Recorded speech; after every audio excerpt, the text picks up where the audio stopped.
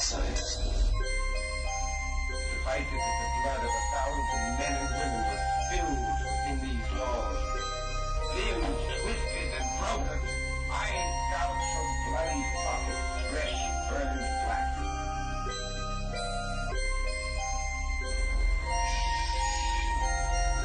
Please. No way for dead.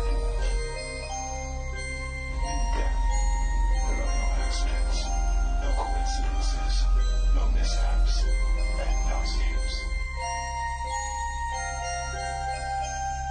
What you have to realize is that we're all just a mouse that a cat has by the tail.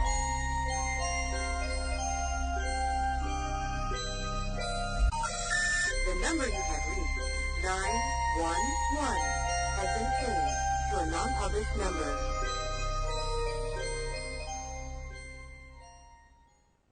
Warning, the following show contains conservative posturing, radical Christian ideas, and may offend pagans, Wiccans, Islamic fundamentalists, and other unenlightened individuals. Callers and guests may be subjected to brash and offensive comments by the hosts and any other type of bullying tactics available. But that's okay. We know why you're here. This concludes this test of the emergency broadcast system. Tonight is Monday, January 29th, 2007. This is the World of the Unexplained. This is Jay Scott. This is Trent Lackey. And we got one announcement I want to make real quick to Okay. get everything off the chest. You don't know about it yet because I haven't been able to talk to you. We wish your wife well. She's in the hospital right now. Yes, that's so true. we wish her well. I know she's hopefully feeling a lot better and going to. Yeah, she is. She's under a lot of stuff right now, though, so... So she's high. Okay, that's fine. Yeah, she's, quite frankly, a little bit incoherent, but, I understand. Well, I want to make an announcement that we're going to be aired once again on the Omnisound Radio 1 network. I know by that look, Trent has no idea what I'm talking about. Yeah, I'm always the last one to know, I anyway. would have told you about it, but anyway. We're throwing all of our old grudges aside on both ends, and not that there really was a grudge anyway. I think it was just a misunderstanding that both of us had. And I'm not going to get into any details about that, but you'll be able to hear us there live Monday nights, 8 to 10 p.m. Eastern on the Omnisound Radio 1 network, as well as Planet Paranormal, and all of the other wonderful stations that carry us. I'll mention them really quick. KWSS in Scottsdale, Arizona, as well as KQCX in the Phoenix, Queen Creek area. Thank you guys again, Robin Valley in Omaha, Nebraska, and East Hill Radio in Snoqualmie, as well as Fox FM, and I can't think of any of the other ones right now, so I'm sorry if I didn't mention you guys. I don't want to go on an affiliate rant anyway, but anyway, that's basically that. Tonight we've got with us Mollie Stewart. Now, Mollie was my very first guest back in, 2002 on Jay Scott's World of the Unexplained at Guilford College, WQFS. You know how we feel about those folks today. Anyway, Mollie's back. She's going to talk about her touring company, Spellbound Tours, which is located in Salem, Massachusetts. And she's going to talk about the new stuff she's added. Trent was there. He's going to talk about his experiences there. And she's going to talk about her book, Ghost Among Us. Mollie, how are you doing tonight? I'm doing fantastic. I've got the winter months off, so I can go overseas and across the country and do ghost hunts. So I'm just thrilled and delighted to check in with you guys in between gigs. Very Definitely. Cool. Thanks so much for being here. Now, guys, you can come in the chat room if you want to ask a question, or you can call us here at 877-SCARE-U2 and speak directly with Mollie Stewart and us tonight as we go through this. So, do you still have some of those books available, Mollie, The Ghosts Among Us? Yes. I self-published the book, Ghosts Among Us, which is about my ghost hunts in New Orleans, where I used to live and do ghost tours, and basically how I got into the ghost hunting industry, as well as chapters on ghost hunts I've done here with my crew locally in Salem, Massachusetts, and there is one chapter on Alcatraz Island in California. So I'm selling that down to the last 2 boxes out of 5,000 books. Oh, wow. I'm pleased about that. And I also have a DVD/video called Ghosts of Salem, which is kind of promotional footage from the tour, where we take you to the most haunted sites from 1692 and haunted murder sites in the 19th century. Yeah, I'd love to see that sometime. I'd love to come up there sometime. And, the good thing was that Trent, you hooked old Trent up when he came up there, and I appreciate that. And Trent, you got to see it firsthand. What did you think of the story? Oh, it was great. She has a real, Well, the thing about Salem is it a lot of times it comes off looking like a one-horse town, with the witch trials and everything. And if you haven't been to Salem, it's really cool. But then after you see about the fourth or fifth one of those things, it gets pretty redundant, and then you feel like you start wasting your money. But Mollie is taking that to a totally different angle. New level. Yeah, and it's very, very cool. We got to sit in and listen to the very harrowing kind of ghost story, and it was quite an experience, and to be honest, fairly refreshing too. And the museum, oh my gosh, don't even get me started on the museum. No, you've added awesome. some stuff. You've added some stuff to that since we first talked, and one of those is a ghostly parlor and some of the other stuff that you have. What exactly have you added to it? Oh, well, no. The Spellbound Tours, which is our nightly ghost walk and vampire legends, folklore, history tour, every night is completely separate from the Spellbound Museum, which is our ticket office for the tours. But that museum, the Spellbound Museum, is my private collection of supernatural oddities from around the world, plus the world's only, ghost gallery, which is my photos of ghost pictures that I've taken myself over the years from all over the country. And then I opened up the ghostly parlor this past year, Memorial Day weekend, which is a sit-down 25-minute ghost show. But it's basically the La Lurie Mansion ghost story from the French Quarter in New Orleans. It has just a bloody, horrific history, and I combined that with a couple other stories, and we recorded it all in the studio with the special effects. So you sit in the ghostly parlor for 25 minutes, and you hear this just, blood-curdling story with ghosts appearing and noises and music and things like that. So I have 3 different attractions going, during the season, spring through the end of November. But our number one gig is basically the ghost tour, which takes you to the most haunted sites in Salem that I've personally investigated. I've been inside every single building on the tour. That's amazing. Now you originally started this tour company, or I guess let me back up. You originally got involved in this in New Orleans in the touring business. Am I correct in saying that? Correct. Yes. Okay. Now, have you been back to New Orleans since all of the devastation from Katrina? Oh yes. I was there last year. I'm going back home February. 16th? Because Mardi Gras is on the 20th of February this year, and I always go home for Mardi Gras, no matter what has happened. I've been able to help my friends, etc. Some did not suffer as much damage as others did. And we are bringing the city back each year with the festivals and Mardi Gras and Jazz Fest, etc. So, yeah, I'm going back in February, and I was there last year. And the attitude of the city is very positive. They are fun-loving people. They are in high spirits all the time, not just because of the booze. But, they're outgoing people, and they're family-oriented, and they just love to have a good time and entertain their friends and out-of-town friends. So they've rallied around even after Katrina. Katrina was not the problem. Obviously it was the levees that broke. But a lot of my friends refused to leave the city after the flooding started. They rallied around however they could, whether they had to sell their property or, combine with other family members to rebuild a house, whatever. But they're all still down there, and they are ready to party. They're amazing. Sorry. Yeah, I mean, it really is fantastic to just overcome the adversity that was down there, and you do have to have a positive attitude, otherwise nothing's going to happen for the benefit of the city and the benefit of the people that live down there. So that's good to hear. Did any of the older buildings get damaged down there that have some of the paranormal stuff that you're used to? Well, not in the French Quarter. The French Quarter was always fine. It didn't get damaged by the flooding. However, anything outside the quarter, anything in Metairie, uptown, the Garden District, which had a lot of haunted, mansions, haunted B&Bs, things like that, the lower floors got destroyed. Oh, So I don't know if they're going to be able to come back or not. Well, that's sad to hear. only time will tell. Yeah, I've never been to New Orleans, and I've always wanted to go. And yeah, on you. I know it's awful. I had I remember when I was up here, a year ago. I just moved back from Florida. I moved back to North Carolina after law school, and I know a couple of attorneys that I was taking the bar exam with. Were actually had some houses there, and some of them got wiped out. I mean, just completely. I mean, big homes. And I know one of the guys was going back and forth to try to get things settled with insurance companies and things like that. It's just a major disaster. It affected everybody.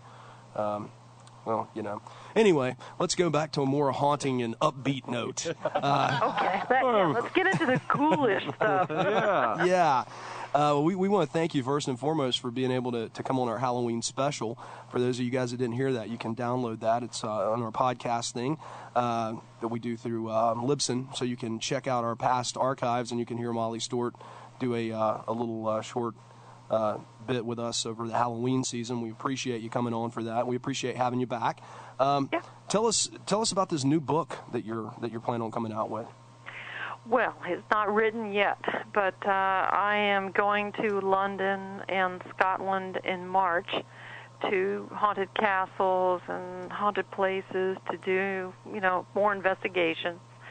And I have some new toys. I have a Sony hard disk drive digital video recorder camera, which takes a lot of the legwork out of changing tapes, changing memory cards. Everything's on a hard disk, so whatever I've been filming that night for hours, I just plug it right into the TV or the computer, and I can go look at things for hours that I've recorded, which is something new. Well, that's cool. Yeah. And I'm excited about going overseas. Have you seen this new thing a buddy of mine, Joshua P. Warren, has out now? Actually, it's a friend of his, Mobius, offers it on his website. It's called the Paranormal Pc. We were just talking about this today. It comes with version 1.1 of this Paranormal PC program, and it also comes with an EMF meter. It comes with like 3 or 4 different meters and all these different things, night vision, all this stuff that comes together in one package. And it's a laptop, so it's portable, so you can take to your investigations. It's only like $800. Wow. Yeah, I mean, you should check that out. It's really neat. I mean, he used it in Charleston the other week when he was down there, the little pirate stuff. But it's generally I just couldn't believe you got all that stuff for the one price, because these meters are really expensive, and a lot of this equipment's just so when you add it all up by itself, it's not that much, but when you add up everything you really need to do this stuff, it can get pretty up there. Yeah, it gets way expensive, and that's why when I do ghost hunts overnight inside a B&B or a jailhouse or plantation, I don't want a lot of people in there. I don't want a lot of equipment in there. I feel that can kind of detract from the ghost hunt. It's kind of disruptive. Too many cooks in the kitchen. Oh, yeah. I like to have a small crew. The EMF detectors are a gold mine to me. We can put them in any room, and as soon as they start going off with the alarm systems, something's happening, and that's where you want to start filming, taking your pictures, etc. Because, otherwise you just film for hours and hours and hours and hours, and nothing happens. Oh. Well, sometimes that happens too, if What? Well, sometimes you hit it and sometimes you don't. I know, and we did. Yeah. We kind of hit and miss the last time we were out there. We went to a bed and breakfast here in Greensboro with John Zaffis and Chuck. Yeah, Chuck still talks about it. We brought a lot of our portable equipment out there to run live, and we did a live broadcast in the living room of this place. And anyway, the board we were using, the faders started moving on their own. I've never heard Chuck scream like a little girl before until then. It was really, it was really quite humorous. And John and I were sitting on the couch, and the VCR turned on behind us by itself. Then Scott did a little. Then screaming. I did like, oh my God, did you see that? It was funny to see Scott was it jump really like that. paranormal or what? We think We it don't was. know, I don't know. I've never seen honestly. anything like that before. It was really bizarre. The house belonged to John Harding, a North Carolina author that had written like what was it, Trent? Tar Heel Ghosts, a classic of North Carolina ghost fiction, and it's on a lake, and it's just a really big, huge house. Apparently, what did we find out? Someone had actually drowned in the lake at some point. Child, or something. That's and there what was a fire on the house premises. Oh, okay. Well, when you have violent death on a property, that tends to make the ghosts hang around, not by choice. It's just they don't know they're dead for a long time. Could be centuries, could be decades, whatever. Yeah. And they tend to hang around, especially if it's violent. So, anyway, but it was bizarre. I was going to say, what's the creepiest thing that you've experienced, Molly, in the last, I guess, in your whole time doing this? Well, let me think now.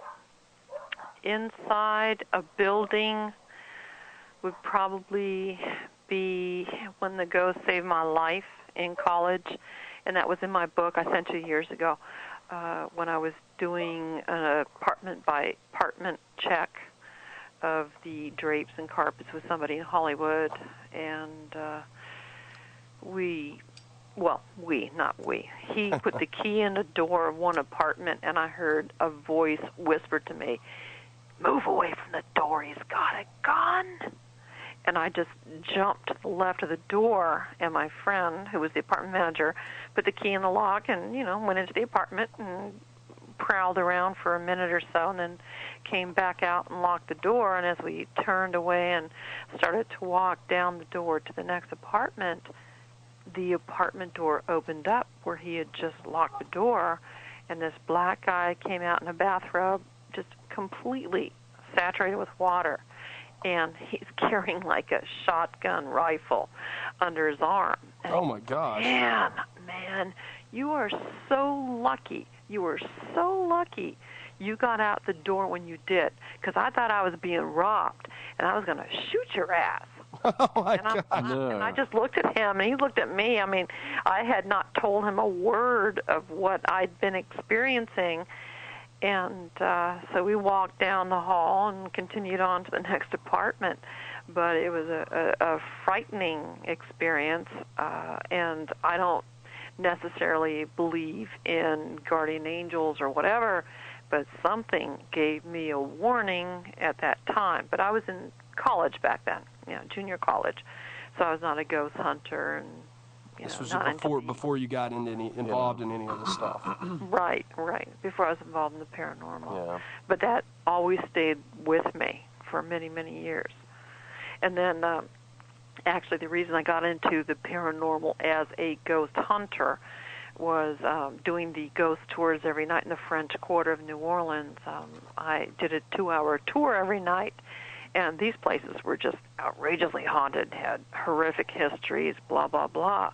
But at the end of the tour, customers who did not live in New Orleans would come up to me and say, well, I grew up in a haunted house, or I think I had a spirit encounter, blah, blah, blah. And they were very serious about this stuff, and they were very emotional about it, and sometimes they burst into tears. I'm like, okay, they're not all crazy people. Maybe there's something to this. Well, tell us, what do you tell people about Ouija boards? Huh? I said, what do you tell people about Ouija boards? Which boards? You mean seances? I mean, Ouija boards? Yeah. Personally, I do not fool with those things. Supposedly, they are an excellent method of contacting the spirit world, but the problem with them, what I hear from people that are, I guess, quote, victims, unquote, are that the spirits haunt them afterwards, and they can't get rid of them, and they interfere with their lives and livelihood and their relationships and stuff like that. I used a Ouija board once in high school when I was living in Georgia with a friend, and unfortunately we got a dead woman to appear who died in a car. To appear? Car crash or whatever. Huh? She actually appeared? I mean, you could see her? Oh, yeah. She physically appeared because we were, pushing the planchette around that says yes, no, A, B, C, D, 1, 2, 3, 4, blah, blah, blah. And we're just kind of just teasing each other with it. But it spelled out the name Valerie, died, car, 1944. And we said, okay. If you really go, because we're cocky as hell. Yeah. Oh, of course. Why don't you appear in this corner of the room? And we, pointed to the corner on the left. And I don't know what my friend saw, but what I saw was a ghastly white face with a bobbed blonde haircut, no eyes at all. No eyes, just black sockets where the eyes should have been. Oh, and wonderful. I jumped up and ran screaming from the room. And when I talked to my friend a few minutes later, who also did the same thing, I said, what did you see? Because I didn't tell her what I had seen. Yeah. I just asked her, what did you see? And she said, oh, my God, it was this woman with the skinny face and the blonde hair, but no eyes. Ah! And my hair stood up. And I have never, ever, ever used a Ouija board since. It's always a good idea to challenge the spirits to manifest themselves. Anyway, we always learn that. Amateurs should not fool around with certain things. Let's just leave it at that. Well, that's understandable. I think, too, that amateurs shouldn't fool around with ghost hunting either. I don't think that it's something that, you're getting out there and you're messing with stuff that you don't understand. Yeah, exactly. Things that are forces that are more powerful than you are. And you've got to, you have to... I would just say when you open yourself up to things like that, a lot of times you don't know what you're going to let in. Yeah. Correct. But I was not a ghost hunter at that time. I was you were a kid playing with a Ouija board. A teenager in Georgia fooling with a Ouija board. But I'll tell you what, that scared the crap out of me, and I've never used one since. Now, in my Spellbound Museum in Salem, I've got a huge display of different spirit boards, and they have different themes. There's the Carnival, there's the Gypsy, there's the Death Board, there's all kinds of beautiful, beautiful artistic Ouija boards, but they're under lock and key. Nobody has access to them. Nobody can use them. That's probably a good thing. Yeah. Yeah. No, and you were telling me, certainly, I think in our first interview. I'm sorry. Did you want to? No. Go ahead, Scott. You were telling me in our first interview years ago how. You were telling me like the history behind the Ouija boards, Parker Brothers, and all that kind of stuff. Mm-hmm. Can you relate that story again for our listeners? Yes. A person called William Fuld, F-U-L-D, in Baltimore, Maryland, actually copyrighted the first what we call spirit board, Ouija board. And basically, it looks like parchment paper in the background, and it's got the letters A through Z, and it's got numbers 1 through 26, and it's got hello, goodbye, yes, and no on it. Okay. That's it. That's the basic Ouija board. And it was introduced as a Victorian parlor game at that time. So you could, pretend to contact the other world, because the Fox sisters had become quite a phenomenon in early Americana as being spiritualists, but it turned out to be a fraud, a scam, just all BS later on. So they had the Ouija board in Baltimore, and then around 1966, Parker Brothers. I'm going to have to stop you for a break. Oh, okay. But just hang tight with us. Call us here at 877-SCARE-YOU2 or Roswell, UFOs, flying saucers, alien abduction. Are we alone? Information regarding this and many other questions about the unknown are only a click away at www.theufostore.com. The UFOstore.com offers hundreds of DVDs about UFOs, aliens, crop circles, conspiracies, Bigfoot, suppressed science, Ancient Mysteries, and the latest DVD releases like Dan Aykroyd Unplugged on UFOs and the Alien Files 5 DVD set. The UFOstore.com also offers the book Roswell, It Really Happened by Jesse Marcel, one of the last survivors of the Roswell UFO crash that examined the spacecraft wreckage in 1947, revealing its hidden secrets. Log on to www.theufostore.com and request a free UFO Store catalog. To receive a free catalog by mail, call 541-523-2630. That's 541-523-2630. TheUFOstore.com, the largest selection of UFO products on the internet. Every Halloween at midnight, the devil simultaneously appears in two places: the high plains of India and a quiet cemetery in Kansas. It's November 2nd, the Day of the Dead.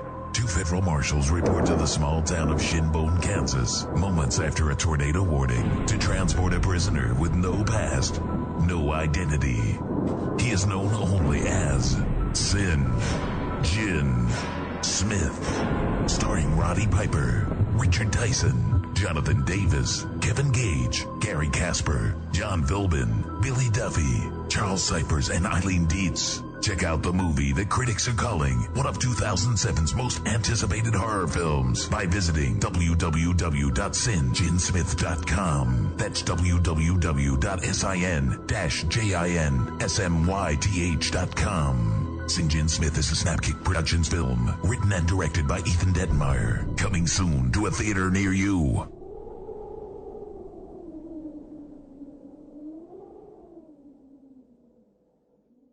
And we're back on World of the Unexplained. Oh, hey there. I'm sorry. Wow, Chuck didn't point at me. I'm sorry. Chuck was just staring. Anyway, we're here with Mollie Stewart. Guys, you can call it 1-877-SCARE-YOU-TOO, and the number actually is 1-877-722-7382, or locally 336-996-1596. And don't forget to hop in the chat room if you're phone shy, but we'd rather you call. But anyway, yeah. What's up, guys? Why aren't you calling tonight? I'm gonna start antagonizing people. Yeah. Picking a fight. I've got to pick a fight. Yeah. It always happens eventually, usually with a guest. So we were talking about. That's so bizarre because I have a black eye right now. Oh no! What happened? Got into a little altercation over a parking spot. Oh my gosh! Oh my gosh! Yeah, I stopped a cell phone with my face, apparently. Oh, Mollie, wow. I recuperated the cell phone and broke it over somebody's nose. So I think I'm the winner. Wow. I don't look pretty, but I think I won. Yeah, well done. Or not well done. I'm sorry. I just condoned violence there. You know what this reminds me of? This reminds me of William Beck. You remember we interviewed him, Harp's Fury, where he's like got a black belt and he was gonna assault this old man. Yeah, he kind of not really. Our guests are fighters here, folks. You got to be tough to. Hey, sometimes you get into shoving matches with other ghost hunters who won't get out of your territory. So it ain't pretty, folks. It ain't always pretty. But... So what happened? Was this another ghost hunter? Oh no! This was something over a parking spot. Oh, were the police called? Huh? Were the police called? Oh no witnesses, no crime. That's good. If you do something violent, honey, you always make sure there's no witnesses. That's right. And you always make sure that person makes the first move, the first hit. And never admit it on the radio. That's right. There's no way. There's absolutely no way they could file a police report because that person hit me with a cell phone, and then I smacked it over their nose a couple times and dropped like a sack of potatoes. Oh my gosh. Oh, that's great. Yeah. I'm sorry. Anyway, you get bored in the wintertime. What can you say? Yeah. I know. Yeah, it's tough.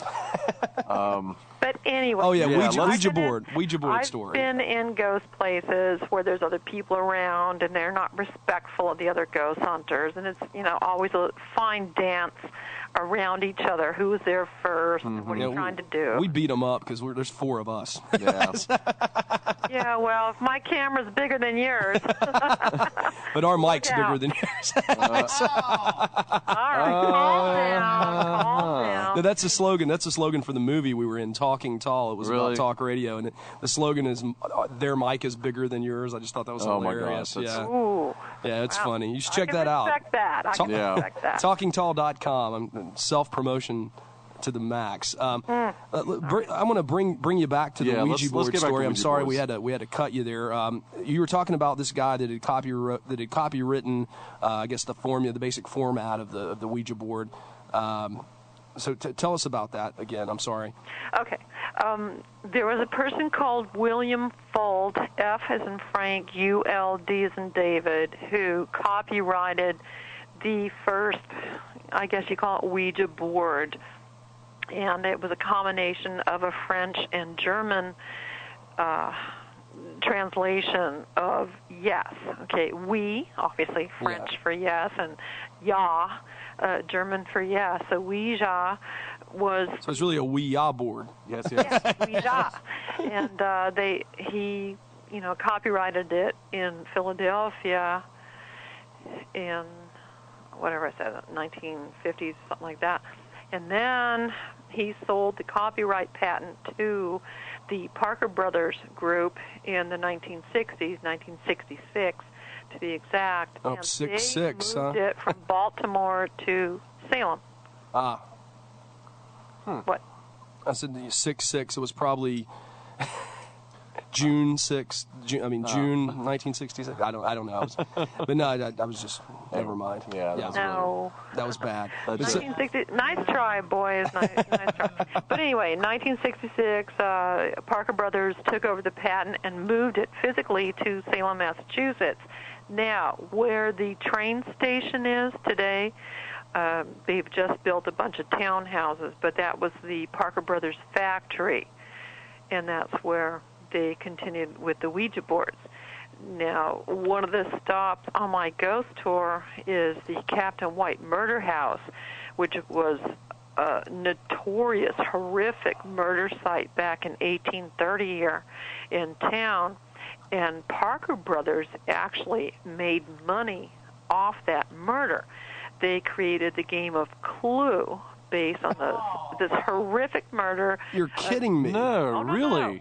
Captain Joseph White, a retired sea captain that was worth... It's the captain in the parlor with the... No, anyway, go ahead. Was it a candlestick or a noose? Correct. Oh, my gosh. Now Wow. listen, Captain Joseph White was murdered in 1830 in his bedroom. He was clubbed over the head and stabbed 13 times. And it was the worst murder in Salem's history, except for, obviously, the witch hysteria where they hung all these people.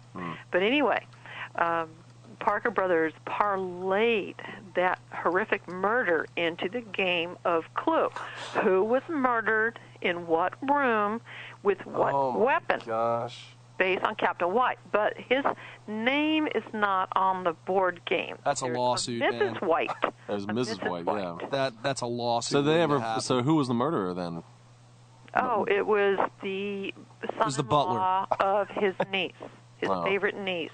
Wow. Loved him, who was his housekeeper, blah, blah, blah. But her son-in-law, because she was married to this no wife, had no children, if he could, just eliminate this guy early enough that the niece would get everything, the mother-in-law. And it backfired, unfortunately. Oh, they didn't profit from their murder. Parker Brothers did. They got hung. They got hung for it because the city posted a $1,000 reward, which led to the arrest of these guys. But the thing is, Parker Brothers eventually made the game of Clue based on the murder of Captain White, who was murdered in what room with what weapon. That's really crazy. And that is... I've never heard that before. No. Oh, well, if you come on our tour, you'd know that. Oh, it's Trent, you were on the tour and you're acting like this is... No, actually, Well, I didn't get to get on the depending tour. on who does the tour, we start at different locations, and some start at the murder site, and some start at the Salem jail and the old graveyard. Yeah. But it's one of my favorite stories because it's all true, and Daniel Webster was the prosecutor in this case. Huh. Wow. That's just, just a little bit of Americana. Oh yeah, well, tell us about. You were saying though about these boards were being made by Parker Brothers in Salem, Massachusetts, in the '60s. What?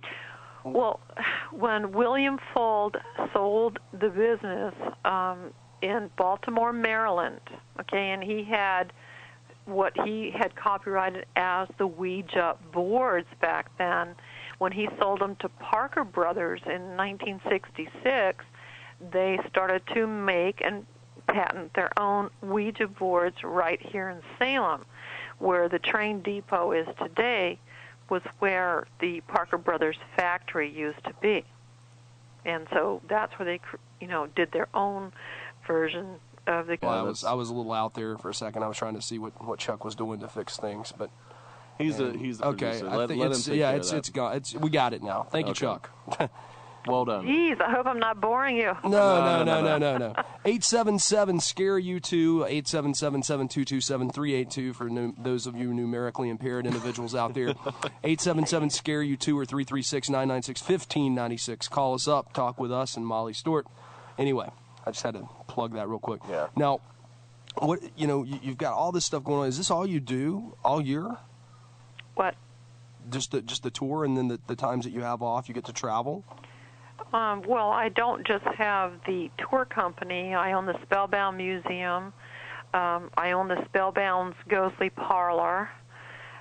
We do tours 8 months out of the year locally with customers. And then December through March, I'm officially closed down for my businesses. And this is when I personally travel around to do ghost investigations and research. My crew and I will go, places in the country. So I'm heading to New Orleans about the middle of February. Okay. I'll be down there for a week for Mardi Gras and to do ghost hunts, and I will be going to England and Scotland in late March. Very cool. Basically, that's the pattern. We do business 8 months out of the year, and then the winter months we're closed. So where in England and Scotland are you going to go specifically? Well, I'm going to London. Obviously, I'm going to go hit the Tower of London, the Torture Museum, and some haunted castles in that area. And then I'm going to Edinburgh, Scotland, and there's an underground place. It's King's Crossing or Mary King's Crossing, where they actually walled up people during the plague seasons to, get them away from the other citizens in the area, and they walled them up literally to die, and that's what they did. And all these ghosts are still underground, so I'll be going there and some haunted castles.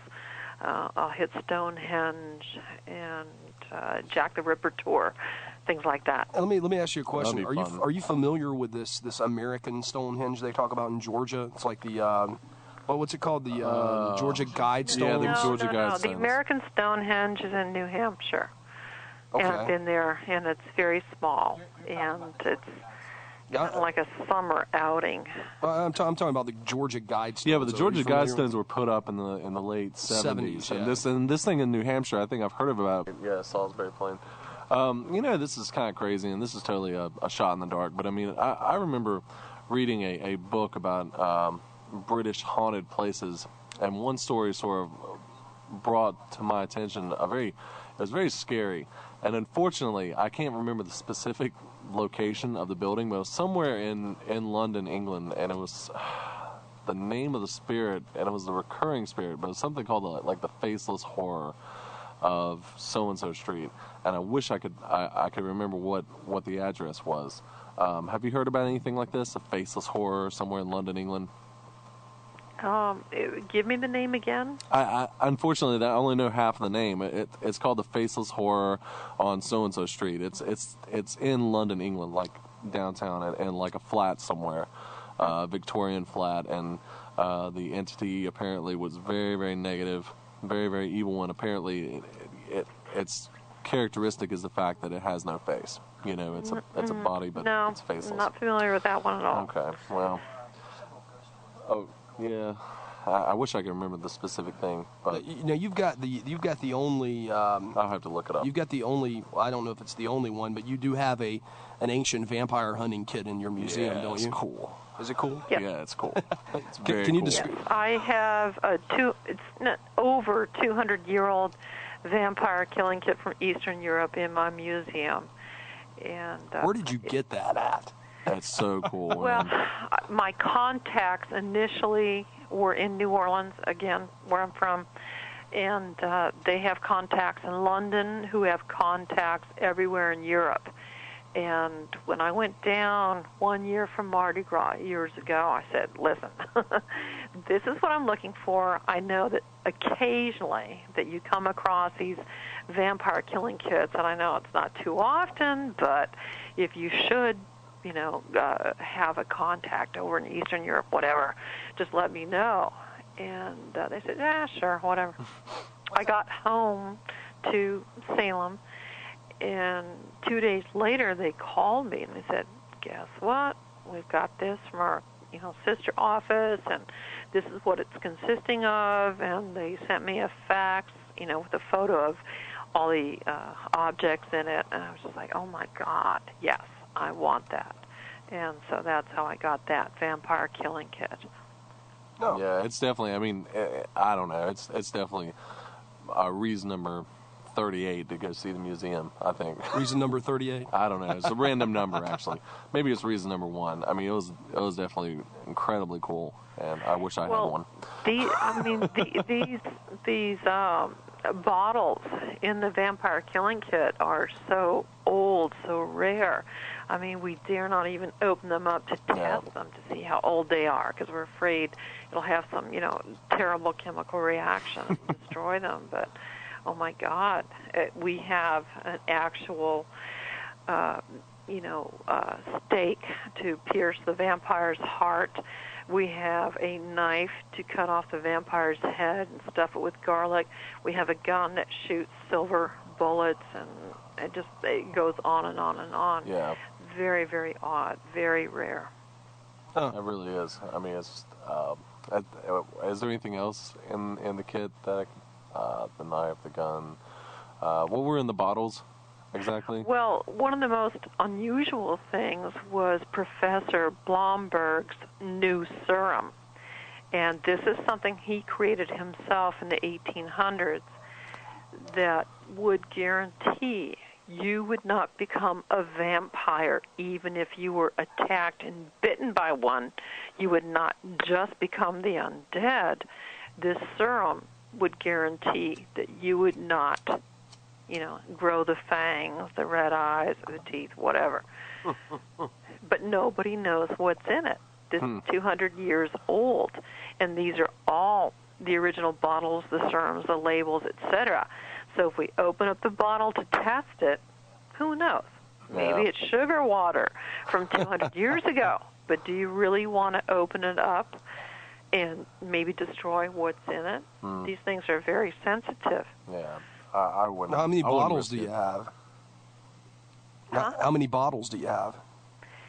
The kit itself has about 6 to 8 bottles, but each bottle is something different. One bottle is holy water. One bottle has something to stop your heart. One bottle is the Professor Blomberg's new serum, and there's other things. It just goes on and on and on. Most of them are well-known, old-fashioned medical treatments in these small bottles. But if you, what's the stake made out of? Do you know? What kind of wood? Well, ash is supposed to be, vampire-proof, oak, things like that. Yeah. Rosewood. Rosewood. Didn't you say rosewood from Madagascar or something like that? No. Rosewood grows in Madagascar. I think it's their chief export, actually. Oh, okay. Oh, it is? Okay. Well.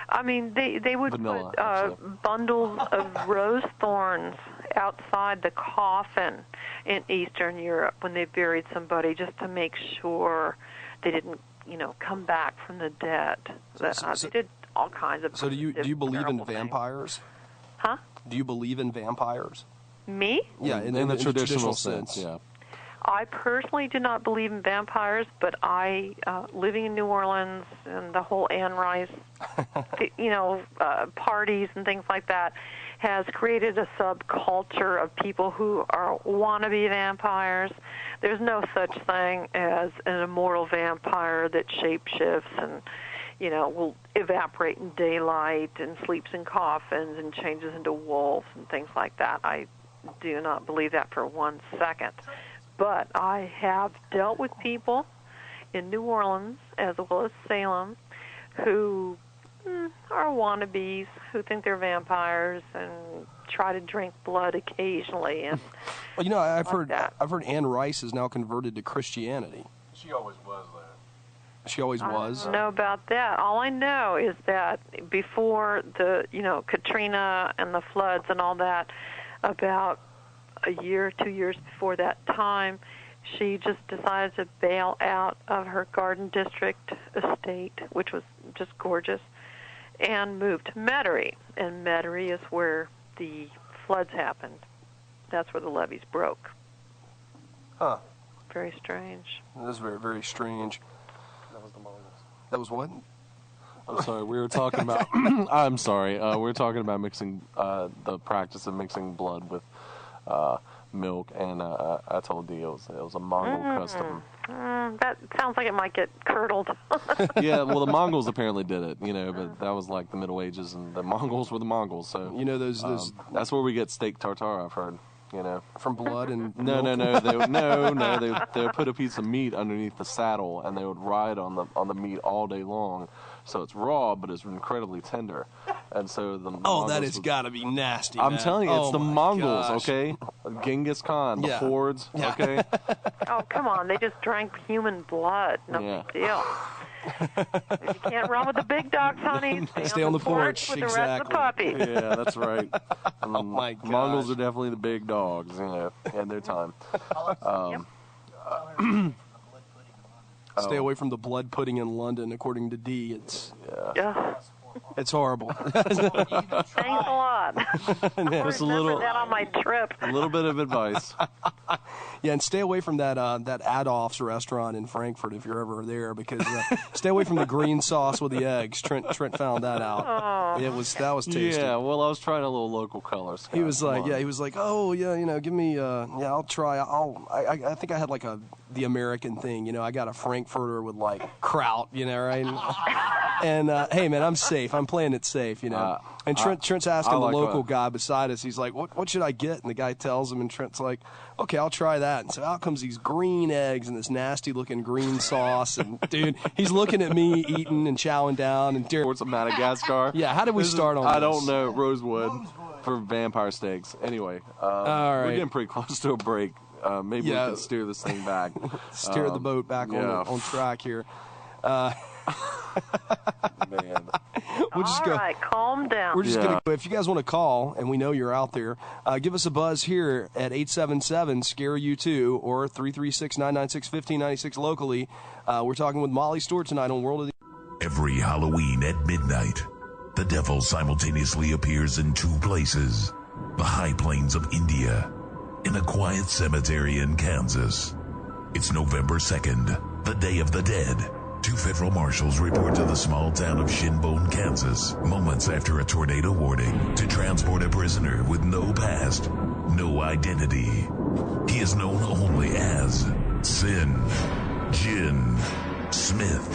Starring Roddy Piper, Richard Tyson, Jonathan Davis, Kevin Gage, Gary Casper, John Philbin, Billy Duffy, Charles Cypers, and Eileen Dietz. Check out the movie that critics are calling one of 2007's most anticipated horror films by visiting www.sinjinsmith.com. That's www.sin-jinsmyth.com. St. Jin Smith is a Snapkick Productions film, written and directed by Ethan Detmeyer. Coming soon to a theater near you.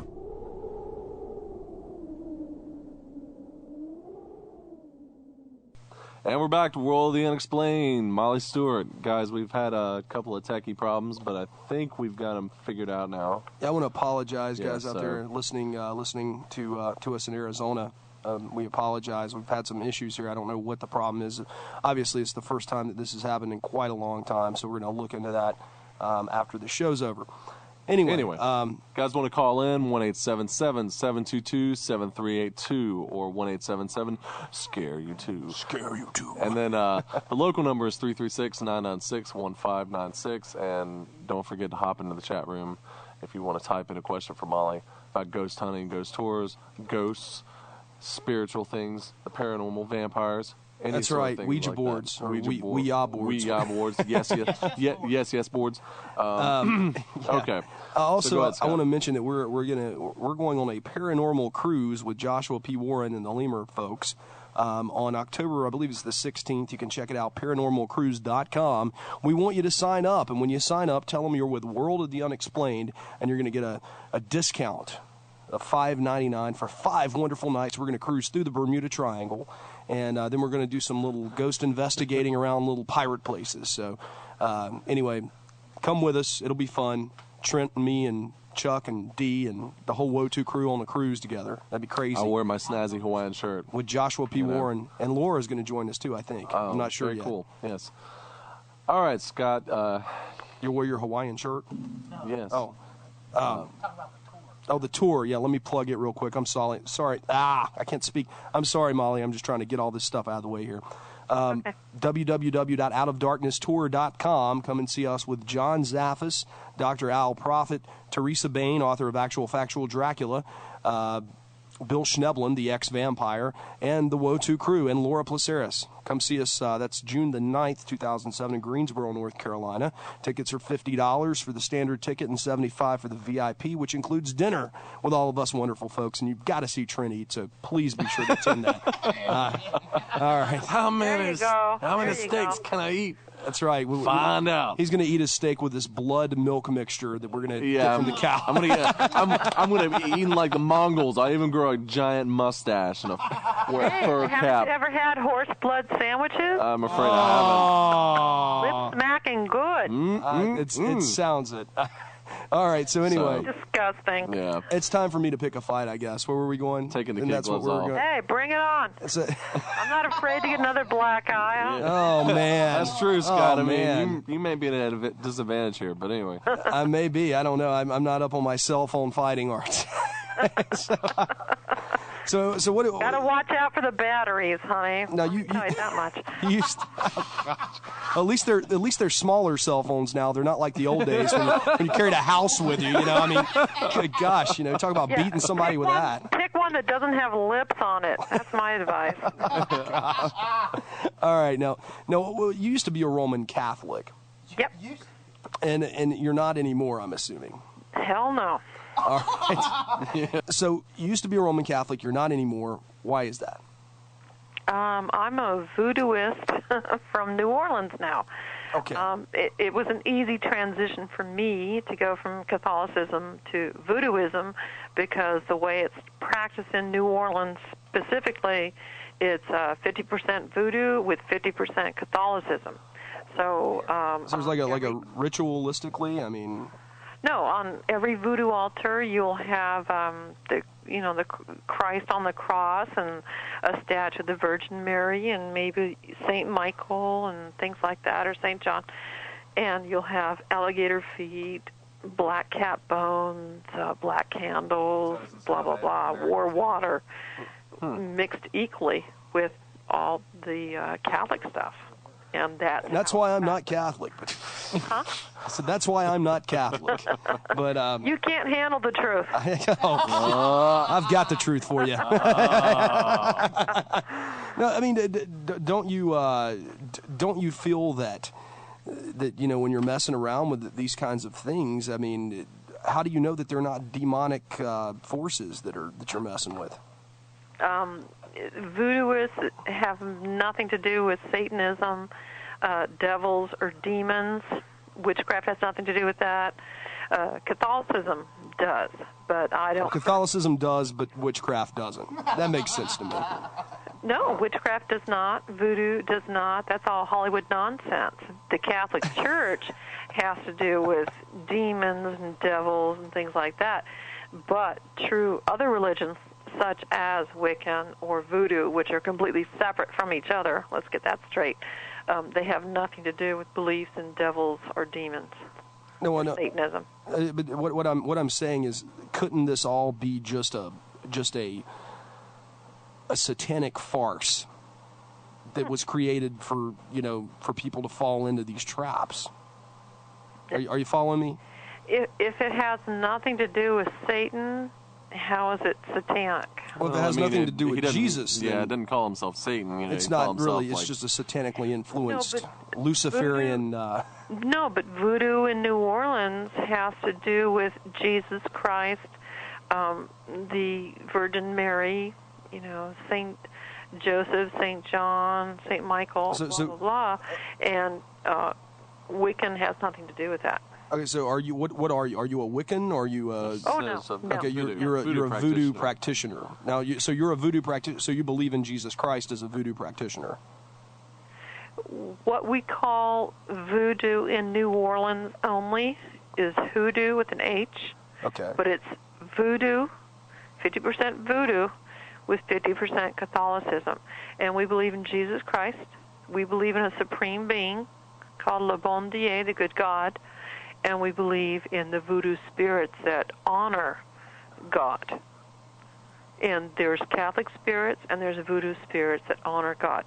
Okay, so... And that's all it is. And there's very specific rituals and offerings and things like that. They don't involve live human beings.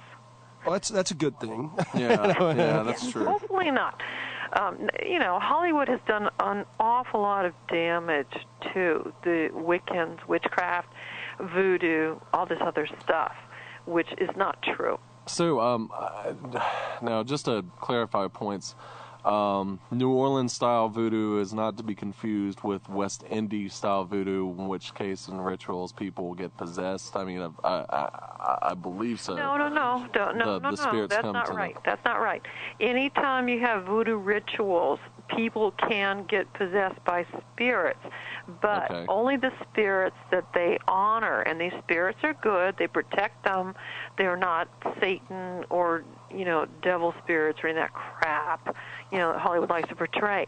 The spirits that they get possessed by are the spirits that they honor, whether it's Papa Legba, the spirit of the crossroads, or it could be Ursula Freda, the spirit of love. It could be Baron Samedi, the Lord of Resurrection and Death. I was about to ask about him. Do you? They all have their own little, rituals, offerings, and actions, personalities, but they're not ever possessed by the devil, demons, Satan, any of that stuff. Okay, and the notion about I know this is probably a Hollywood farce too, but once again, clear us up here. The notion of zombies. Where did that come in? Zombie? Mm-hmm. Yeah. Okay, that is a human being that has been poisoned by the pufferfish. Blowfish, pufferfish has these big spikes on the outer side of its body, and voodoo priests, priestesses for centuries have taken the spikes off the pufferfish, and they grind them into a fine powder, and it's 500 times more deadly than cyanide, okay? So if you give too much to an individual, they will die. What they do is they make that powder, and they take a sprinkling of it and mix it with other herbs, crush it into a fine powder, and they either blow it into the victim's face or spread it out over the walkway outside their door, so it's absorbed into the skin of the feet, and it literally affects the blood system, the nervous system, things like that. And you go into this trance where it looks like you're dead, almost catatonic, but you're not. You're still alive, but only for 2 to 3 days. Then it gets you. What? I said then it gets you. No, then you're reanimated. Oh, then you're reanimated? You get better, I guess. Oh. Well, what's the purpose of this? I mean, what are they getting out of slaves, it? right? This is punishment. This is punishment for people that owe you money. Usually it's wow. This is still Chuck, done in, take your shoes off. Excuse me. Yeah, my mother-in-law. This is still done in Haiti as revenge for family members that owe you money. You pay the witch doctor a certain amount of money, and he will make up this concoction that will put him into a catatonic state. They're not dead. They appear to be dead because you can't detect a human pulse. You cannot detect the breath to the point where you think they're dead. You're going to bury them. But as soon as the family buries them and leaves the graveyard, the witch doctor goes there, digs them up, takes them to the farm or wherever he's at, and the poisons wear off within 24 to 48 hours, and now he's got free labor for the rest of his life. And a lot of them go crazy mentally because of what happened. They're mentally aware of everything that happened to them when they were buried. The coffin nails were going into the coffin, etc. They can hear the grave dirt going on to the coffin, but they couldn't do a damn thing. Wow. And then once it wears off, they're dug up by. So now, when this wears off, do they get all their faculties back? Occasionally, yes, but many times, no. So they're just like. So they are kind of like zombies. Retards. They're like slave laborers that still work the fields for the witch doctor. But it's always done as revenge by family members over money, over property, or lovers spurned. And it still happens in Haiti, although it's against the law. But it's a well-known fact that the pufferfish, the blowfish, is where they get that poison, the tetrodotoxin, that makes them into zombies. Huh. Wow. Okay. So that's true. We've learned something tonight. No. There's documented cases in Harvard. Don't piss off a witch doctor in Haiti. All right. Pay him back. Pay your money. Pay your debts. No, well, that the guy that wrote that book, The Serpent in the Rainbow, I can't think of his name right now off the top of my head. But he talked about some of that stuff. He's from Harvard. He's the one that did that whole research. If you've ever read the book, it's amazing. It's not like the movie at all. It's much more in depth. But he almost died. Yeah, I've emailed back and forth with him a little bit about trying to get him on, and his schedule's really weird right now. But we are trying to get him for a future show because I just think the story's amazing. Yeah, it is very cool. But anyway, let me go back to picking a fight here. So you believe in Jesus Christ and you practice hoodoo, New Orleans hoodoo, I'm assuming. Correct. Okay, now where does Christ stand in all this if you've got all these other beings and all these other things? Well, it's not so much Christ as God the Almighty Father. We believe in a supreme being called Le Bon Dieu, the good God. Uh-huh. Just like the Catholics have their God, we believe in Le Bon Dieu, the supreme being. He controls the whole universe. That's different from Catholicism, because in Catholicism, as in all Christian religions, you believe in the Trinity. God, Son, and then the Holy Spirit. Is there any Holy Spirit? I mean, I know that there are good spirits, but nothing is like the Holy Spirit as in Catholicism, right? But in Voodoo, you have Le Bon Dieu, the good God, and underneath him, you have all the Loa, the spirits that do the bidding of him. And just like you have your Catholic saints, we have our Voodoo spirits. So if you have St. Peter, who guards the gates of heaven, we have Papa Legba, who guards the gates to the spiritual and physical realm. And we have Catholic counterparts to each Voodoo counterpart, back and forth, back and forth, back and forth. And they're very similar in many ways, at least in New Orleans. Not in Africa, but in New Orleans. What I'm trying to get down to is what if all these beings that the voodoo people worship are actually just in fact part of a satanic Luciferian delusion, I guess. Oh, no. They don't. Well, obviously, if it's a delusion, you're not. They don't believe in demons. They don't know what devils are. They don't know what Satan is. It's not part of their religion. They have no idea what that is. Well, just because you don't believe in Satan doesn't mean that he doesn't exist. They don't know the word. They don't know the word. It's never been introduced in their language. Well, so you have I know what you're saying. I'm saying just because you don't know the word or the name or all that stuff, I mean, it doesn't mean that Satan doesn't exist, though. No, you're way off base there. Okay. All right. Well, wait a minute. Wait a minute. Now. As voodoo goes. As far as voodoo goes. I'm saying it's like if I didn't know what a car was, if I'd been locked up in this building my whole life and somebody told me about this car that was sitting outside, but I had never seen it, and I didn't even know the word for car, then that still means that the car may not exist to me personally, but the car still really exists. It's still sitting out in the driveway. Well, can you produce Satan and say he's sitting in the yard right now? No, you can't do that. Well, can you produce the good God? Le Bon Dieu. You know what I'm saying? Hell no. All right, well, there we go. So, I mean, that's a moot point. I guess really what... No, it's a belief system. We're talking about religion now. We're talking about religion. So things you believe, if you believe in the Catholic religion, it will protect you. If you believe in witchcraft, it will protect you. If you don't believe in it, it can't help you, and it certainly won't hurt you. If you do not believe in voodoo, it can't help you. If I have a loaded gun, can't hurt you. If I have a loaded gun pointed at Trent and Trent doesn't believe that gun can kill him, and I shoot him in the head, let me assure you, it won't. But that's completely unrelated. It involves like superpowers. I'd have to meet him. Is he my mother-in-law?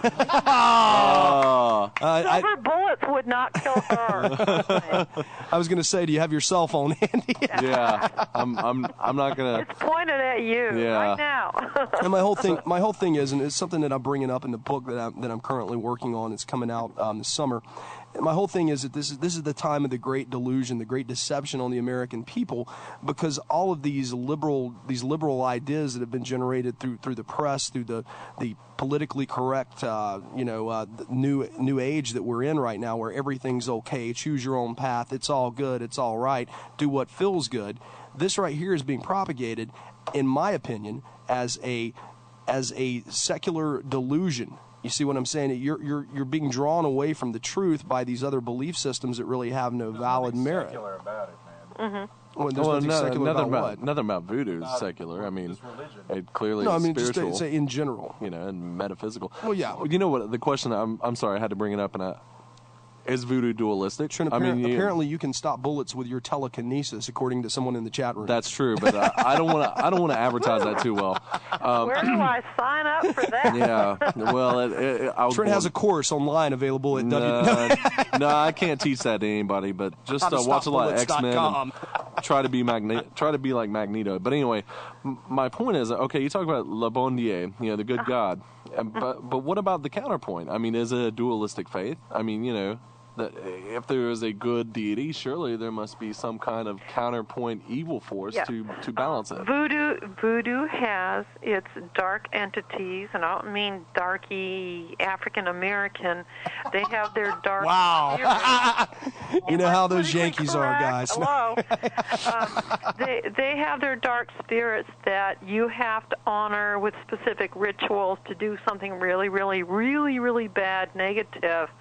But if you're willing to go that far, you also have to suffer the consequences. It's like, do I really want to be punished for this? So most people will not go that far. They will go to the witch doctor, the voodoo priest, the voodoo priestess, and say, I will make you this offering if you will do this bad thing to somebody else. And the voodoo priests know what they have to do to protect themselves from any, playback of doing negative things. And the sacrifices can be very great. I've got two questions. First of all, from the chat room, it asked if you used herbs for healing. Yes. Okay. What kinds of herbs and what kinds of things can you do with different herbs, I guess is a good question. How long do you got? Well, yeah. I guess just be brief Dee's like, how long do you got? Yeah, that's a good point. Never mind. Really. That was probably a bad question. How many years? No. You got? No, I mean, there's the question's not bad. There's certain things you do for protection. St. John the Conqueror root,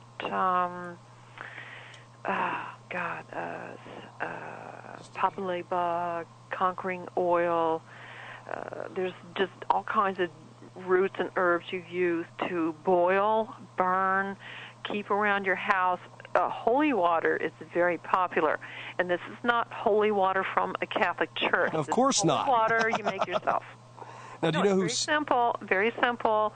You have rock salt, sea salt, and you have spring water, and you have incense and charcoal, and you do a ritual, and you pass the water and salt through that, and you have your own, personal salt.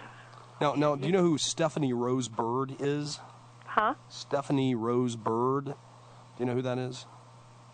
Sounds familiar. Okay, that was just a question that was left up here as well. You guys can call in now, 877-SCARE-YOU-2. We got phone lines, people. 336-996-1596. Real phones. Yeah, you can call in. Yeah. That way I don't have We're not broadcasting this out of a cardboard box somewhere. That's right. We use real cardboard. I mean, anyway. Egg cartons. Anyway. Egg cartons, that's right. But you guys can call in. We're coming up on a break in another 4 minutes, the last break of the night. I guess what I'm trying to say is that, you've got these belief systems that you believe in. And, how do you know that, like I said, it's not some kind of delusion? Like the blessings that are bestowed upon you are really actually, how do you know that power? How do you know that, like, infernal powers that are doing good to convince you that? Well, here's the questions based off this, because speaking with Bill Schneblin and some of the other people that used to be a Satanist, say he would cast these spells on people and then they would actually work. But what it was the demons that were basically helping him and affirming that they worked because of what he was doing. Do you understand what I'm saying? Kind of what I'm trying to get at? Right. You want to know if any of these belief practices work, right? No. I'm asking. I'm saying. What I'm saying is, how do you know that it's not a demonic influence that's causing these things to work for you? Well, there's nothing negative about them. There's nothing evil about them. And that's where the big lie comes. Come on, ladies and gentlemen, let's grow up. I am grown up now. I'm all grown up. let me tell you something. Okay. Salem is a very small town, and I can have the luxury to actually walk to work from where I live. It probably takes me 5 to 10 minutes. But 2 times in less than 6 months, I have almost been killed walking through an intersection right in downtown Salem by people talking on cell phones and running the red light at 40, 50 miles an hour in their car. And we know how you feel about cell phones. Yeah. I'm almost healed up. But anyway, the point being is just like when I was walking through the intersection, something made me stop in the middle, broad daylight, and just look to the right or look to the left. And that's what saved my life, because somebody just barreled through, not even paying any attention, didn't know they'd run the light, didn't know they were going to hit me, didn't know I'd be going through the windshield of McSwiggan's Irish Bar at the corner. And this happened again and again. And it's not just with me. Other people with their kids have almost been, run over at the same intersection. But I keep giving my offerings to Baron Samedi, who's the Lord of Resurrection and Death in the Voodoo religion. He has to have a special offerings. He has them on Fridays and Saturdays, Saturdays only, things like that. And I make sure that he has the things that he really likes. I only know one author of Resurrection. Who's that? And it's not Baron Samedi. It's Jesus Christ. But and that's all documented. There's evidence of that. There's proof. You've got. Well, I could light my candles to St. Jude, which I do also at the Catholic Church, who's the patron saint of impossible cases. No, I don't believe in patron saints. I mean, I don't really see any. I think that's a Catholic Oh man, we got to go on break. Okay, break time. I'm gonna keep my gloves on though. All right, we'll be back, guys, in just a little bit here on World of the Unexplained. Call in. Remember when paranormal radio used to be open to new age ideas and every possible form of spiritual enlightenment? It's a religion based on the understanding of consciousness, the understanding of nature, in particular fertility laws. To my spirit guides are those who have passed over. And, you know, I've always been able to see colors around people, which I've known now to be called auras. Maybe coming to the close of one kind of psychic life, and I very much believe that this was what the Maya were really trying to talk about. Well, we're not putting up with that. World of the Unexplained. Conservative paranormal talk. Big on God. Big on Guns. With your hosts Jay Scott and Trent Lackey. Heard Mondays, live from 8 to 10 Eastern on Planet Paranormal Radio.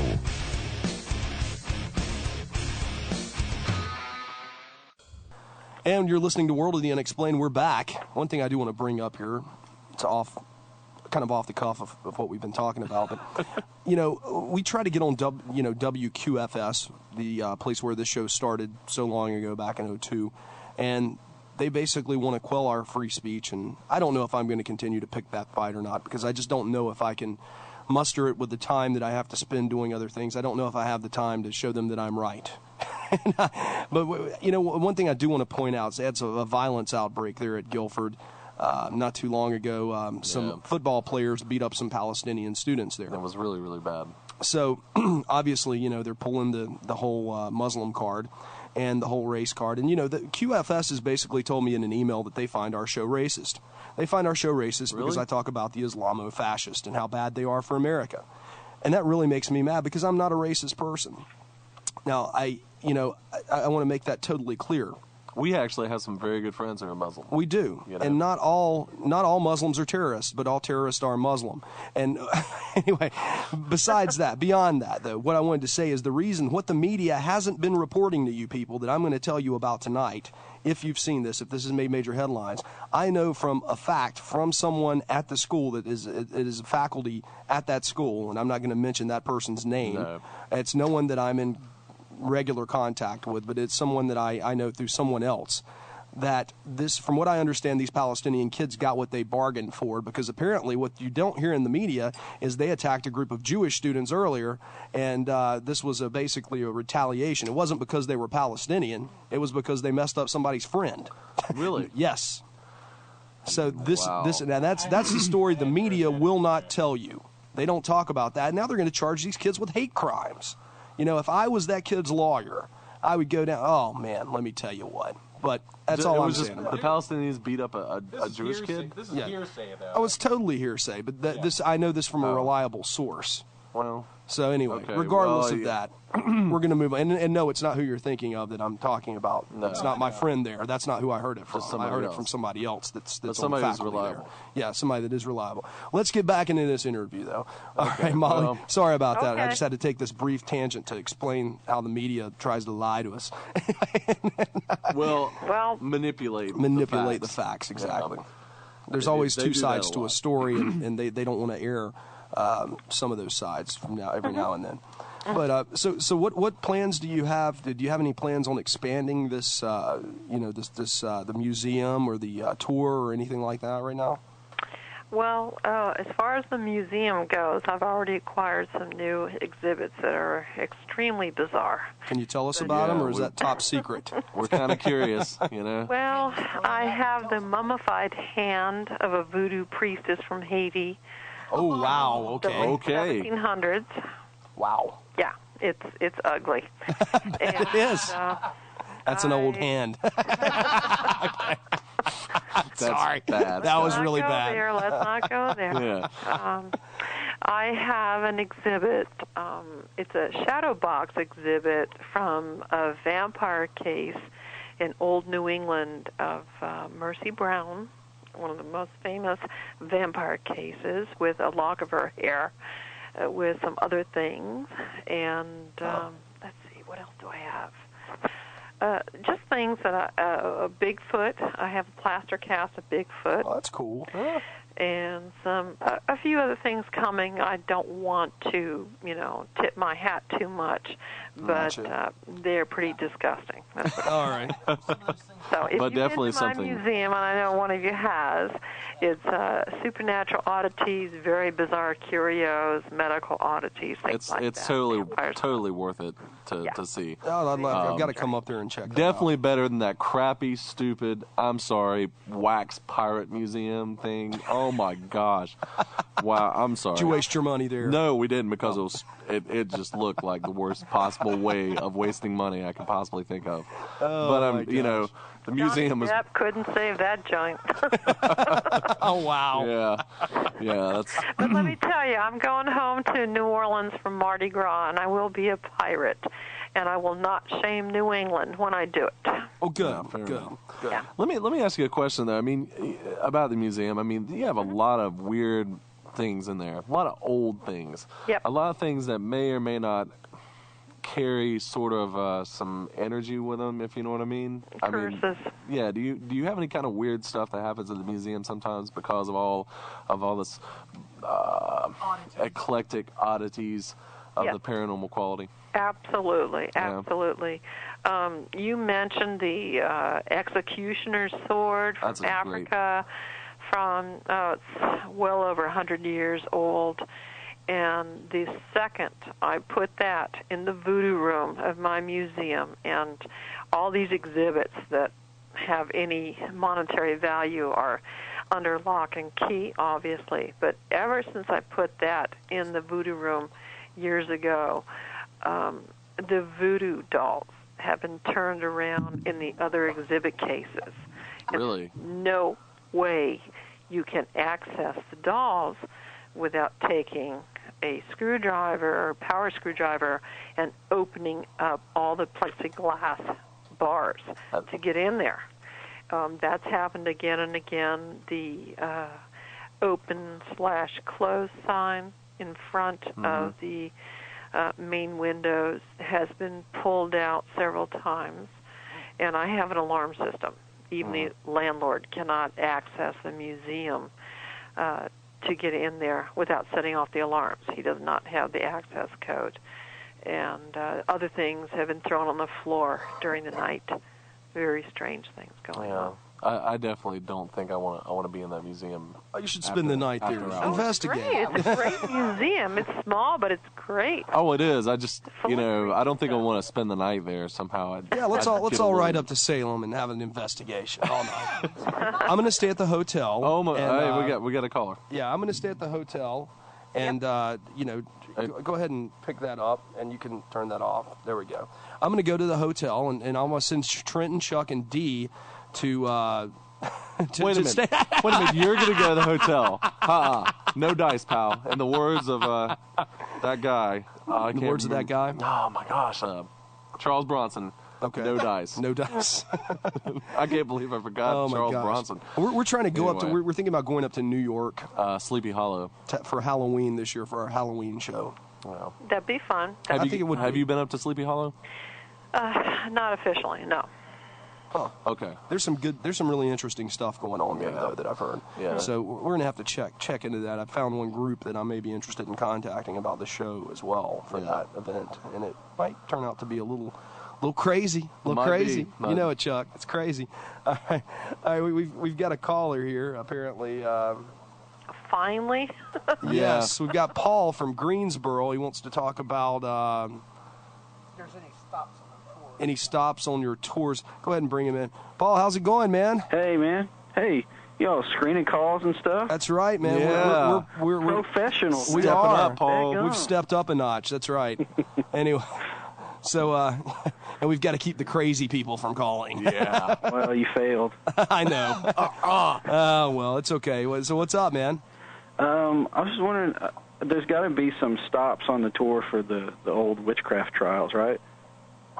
Yes, absolutely. A good portion of our tour every night, and that's just spring through, the end of early fall, are sites directly related to 1692 and places where they either killed people as witches, or they incarcerated them, or crushed them to death, things like that.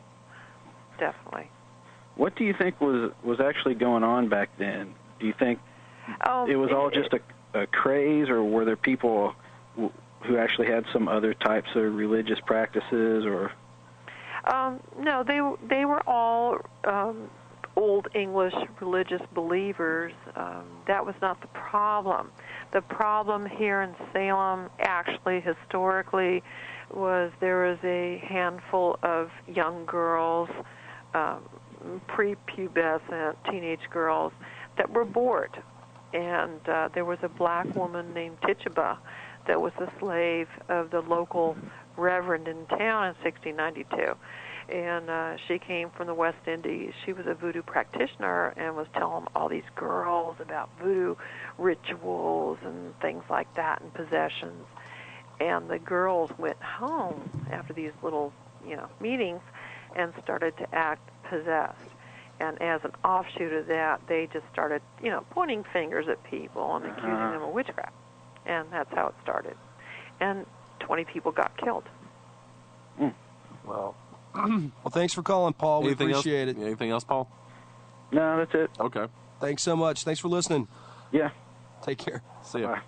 All righty. Wow. He's going to sharpen his blades. Great. That's my noise of blade sharpening, by the way. Blade sharpening, that's right. I don't know if it's very authentic or not, but... Number again's 877-SCARE-YOU2, or locally 336-996-1596. Anyway. So, yeah, the museum definitely has some creepy vibes. That I guess that stands to reason. And I'm assuming the ghost tour. What was the weirdest thing that happened when you were on your tour? Any kind of real bizarre paranormal manifestations? Well, you want the real one or the raccoon one? Why not both? Okay. We always have some kind of paranormal activity on the tour, whether it's real or imagined, because people, once you put the thought in their head, that's it. That's all they need. But one night we were outside the jail at the jailkeeper's house, and it's a real creepy, burned-down 3-story building. Mm-hmm. That is that. And, we're doing the tour, blah, blah, blah. And it's summertime, and there are raccoons in the building, and they make a lot of noise at night. And I know that there's raccoons in the building because I do this tour every night. So we get up there, and I'm doing my spiel, and this raccoon waddles through the whole building, crashing and banging stuff till he gets to the windowsill, and all of a sudden he falls outside the windowsill. He's huge. He's a big fat ass. And this woman just happens to take a flash photo at the time he falls over the windowsill. She's got the flash photo, which means, when you take a picture, everything's eyes are red, whether it's human, animal, whatever. And that raccoon's going, because he's falling outside the window. Oh, my gosh. gosh. She just goes, Satan! And she smashes her camera in the parking lot, and she just races out away from the group. And I'm like, lady, where are you going? She goes, Satan! And I go, lady, look at the tail. See the rings? It's a raccoon. And he's climbing back up, Not Satan, just a raccoon. Yeah. And she's just like gone. And I said, okay, folks, this is why we collect the money at the beginning of the tour. Well, we've got Laura from Kansas on the line. She wants to know about what you think about voodoo. Hang on, I'll let her ask. Okay. Laura, you with us? Yeah. Hey, thanks for calling. Hello. You're welcome. I'm just curious. It seems that a lot of people are drawn to different kinds of religions. And what do you think is the reason why people are drawn to hoodoo? Voodoo/hoodoo is very popular in the South because it's such an offshoot of the Catholic religion. So it's 50% Catholicism, 50% voodoo, and each Catholic saint has a counterpart in the voodoo religion. So it's very easy to go back and forth, at least in my opinion, and not lose the protection of the Catholic saints as well as the voodoo spirits. But that's exclusive to New Orleans. Yeah. Well, I mean, it's interesting to me why people want to stretch farther from what they've grown up with into something different, and yet kind of cling to their past. Well, do you think you know it's what? for the reason they feel that uncomfortableness? No. When you do that in the South, that's all I can speak about as doing both religions in the South, you have double protection. You have the Catholic saints always looking out for you if you're raised Catholic. Mm-hmm. And if you go into the voodoo/hoodoo, hoodoo with an H means you incorporate 50% Catholicism with 50% voodoo. You have both religions covering your back. You have both religions looking out for you. But then again, you have to have more altars, more offerings, things like that. But it's do you think people are more accepting of it because of that? Pardon me? Do you think people are more accepting of that because it does have the Catholic qualities to it? Oh, absolutely. Absolutely. Down south, it's no big deal.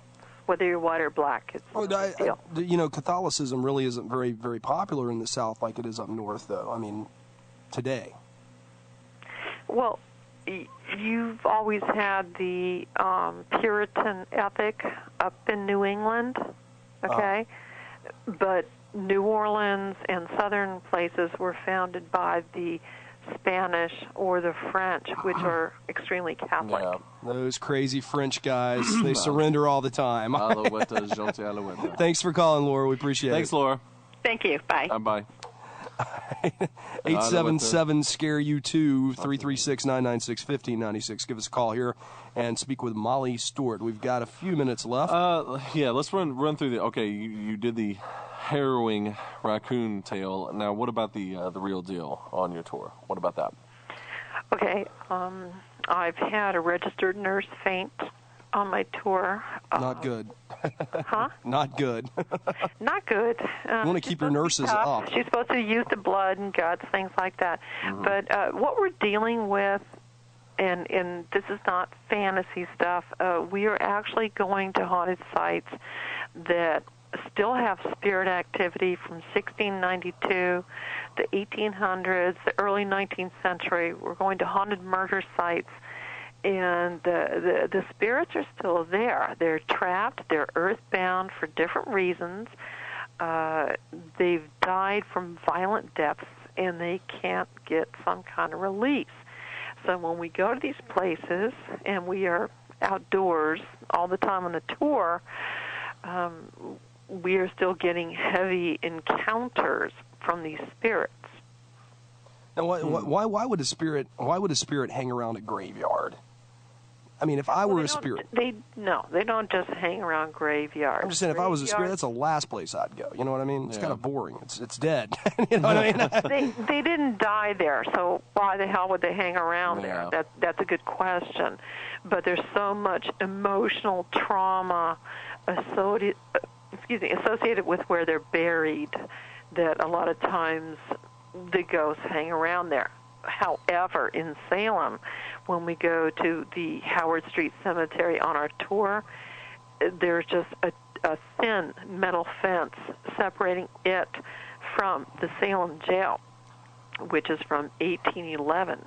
And there's been murders, there's been suicides, there's been state executions there, because when they stopped doing public executions, they had to hang convicted felons inside the building. Mm-hmm. So we have tons of murders inside this building, which is right next door to a cemetery. And so what's going to keep the ghosts out? Nothing. Yeah. They go back and forth. It's a very creepy building, too. All right, we got... Oh, yeah. I've been in it 3 times. Last time was in April this year, and it was just awful. It really is. We've only got a few minutes left, so if you guys want to call in and speak with Mollie Stewart, ghost hunter and hoodoo practitioner. Give us a call here, 877-SCARE-U2, or locally 336-996-1596. We're going to give you the last word, though, for now. And yes, cell phone combatant as well. But we're going to go ahead and give you the last word, and if we get a call, we'll just bring them in. Go ahead. Give us your last word. Me? Yeah. I take my parking spaces very seriously. No. I'm going to New Orleans. I'll be doing some ghost hunts very soon, in a couple weeks. And I wish everyone good luck and protection when they do ghost investigations, wherever they might be. Okay. Well, that's fair enough. I guess that does it. Yeah. Well, Molly, thank you so much for coming on the program tonight. www.spellboundtours.com. Thank you, Trent. Thank you. I can't believe we've never plugged your website this whole thing. Why didn't you tell us? We didn't plug the website. Why didn't you tell us, Molly? Smack us around with that cell phone. Okay. www.spellboundtours.com. All right. Fair enough. And they can get your book there, too. Please come to the Ghostly Parlor this spring. It's a lot of fun. Real creepy. Stay away from the Pirate Museum. It's dumb. I did not say that. Well, I did, but you know. Sit, Sherlock. Wow. I'm just gonna sit here and stare at the wall now. No, but seriously, I mean, her stuff is really, really cool in Salem, and when you guys are there, you need to check it out. Check out the museum, check out the Ghostly Parlor. We didn't have time to do the tour last time, but next time we're in Salem, we'll look you up. Please come and do it. It's a lot of fun. They were on their honeymoon. They were doing other things. Yep. I guess so. I hope so. So, anyway. Yeah, we'll all come up there sometime, though. It'll be great. Salem, Massachusetts. Please do. Thank you so much, Molly. You have a good night. All right. Yeah, I'll take care. Okay, Bye-bye. Bye-bye. Bye. And that was Mollie Stewart, Sure ghost enough. hunter, cell phone combatant, and That's great. that's a hilarious story. I swear, one day I'm going to put together all the fight clips of our previous guests. You know what I mean? All the fight stories, Yeah. put them all in one reel and just play them because it's so funny. You know, especially I just keep thinking back to that conversation with William Beck about going to beat up the old man for breaking in line. Oh man. www.worldoftheunexplained.com, guys. And please go to www.outofdarknesstour.com and join us in Greensboro, North Carolina, June the 9th, 2007, with John Zaffis, Bill Schneblin, the ex-vampire, the Wotu Crew, Laura Placeris from Full Moon Radio, Teresa Bain, author of Actual Factual Dracula, and Dr. Alan Prophet. We're going to be there for the whole day, and you can purchase tickets at outofdarknesstour.com, $50 for the all-day event, or $75, and you can have dinner with us and watch Trent and Chuck eat. How did I get right? Yeah, apparently so, Chuck. You're some kind of carnivore just like me. Exactly. So Chuck's a hippie, man. He don't eat meat. No, I'm kidding. Yeah. So also be sure to check out ParanormalCruise.com. We've teamed up with Joshua P. Warren and the Lemur team, and we're going to go on a cruise. The Wotu Experience is going to be there for you guys, and so you want to sign up for that now. First payment's already due, but I think you can jump in a little later. You just pay a little at a time. It's $5.99. If you call the travel agent and tell her you're with World of the Unexplained, she's going to cut you a $599 deal, and that's 5 nights in the Bahamas in October. Yeah. And who doesn't want to be going through the Bermuda Triangle in October with 70-degree weather? Seriously. You know what I mean? Yeah. And then we can watch Trent drink. I'm kidding. No, you're not. Yeah, you're right. But, you know, we'll come out and we'll do all kinds of pirate investigations and things like that. You know what I mean? It'll be cool. It'll be a hoot. It'll be great. I think you'll enjoy it. ParanormalCruise.com and OutOfDarknessTour.com. And remember, on the Out of Darkness Tour, guys, we got to sell at least 25 tickets or we call the thing off. This is not us trying to make money. It's just trying to get these guys out here. And cover our expenses, basically. Yeah, we got to give them a place to sleep. And we've got to feed them, and we've got to fly them out. Yeah. So thanks again to all our radio stations out there listening. Sorry. Thank you, KQCX Right. on the Point 99.1 FM, the Southeast Valley's real alternative, and Arizona Alternative Radio KWSS 106.7 FM. If you're listening there, thank you once again to Planet Paranormal, and remember OmniSound Radio 1. We're going to be coming back with them next week. So we're going to welcome them back on. We also want to thank Robin Valley Community Radio, and we also want to thank East Hill Anyway, guys, gosh, I guess I gotta sign this off now. Next week, Dennis Spalding, I believe. This is Jay Scott, your only JD DJ. Oh yeah, that's right. And this is Trey Lackey. We're coming to you from Kernersville, North Carolina, a small town.